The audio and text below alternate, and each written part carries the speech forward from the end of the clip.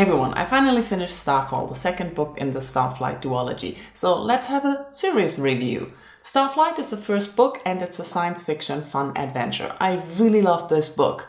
This is the second book, so it continues with the same characters, but this one was always short of a DNF for me. Both books have a romance at the center of the story. In Starflight we follow two characters. We have two narrative perspectives, the female and the male perspective. This is a trope of two opposites hating each other, getting to know each other, falling in love. I kind of like that, especially when it's well done, and I enjoyed it in this book. Starfall follows two different characters of the crew that we met in the first book, and they already have feelings for each other, they're best friends. So here we get the trope of love triangle and a stranger coming into the friendship relationship and sowing doubt, and the female character just falls for that and has different issues, and I hate that. So while I don't mind this trope, I really didn't like this trope. So this clearly affected how I read the book, and you have to keep that in mind if you want to read the book. If you don't like this trope, you might not enjoy this book as much as I did. For me, it was a fun space adventure. Very predictable in points, but with nice ideas, some fun writing, and I really enjoyed the writing. And space pirates. It was fast-paced, and it kept you at the edge of your seat. This one, on the other hand, the story is more a political upheaval change situation on the planet of the female's character, and yeah, I really wasn't there for it. It wasn't that captivating.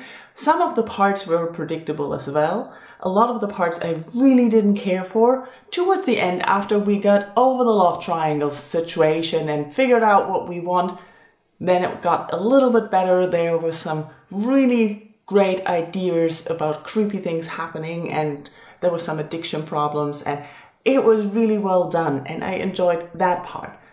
But overall, this is not a fun read. Two more things about the series. They're generally set in space, there are no aliens, it's just humans expanding into universe, and they terraform different planets. And there are some power struggles and space pirates, and the crew of the Banshee, which is the crew that we're following, we have the same crew for both books. And it's really fun characters, but like I said, in the first book we get to know them, we can learn more about them. In the second book they're more like side characters, and I really miss that a little bit, that we get more of the crew and the relationships of the crew members, and the fun part, really the fun part I was missing in the second book.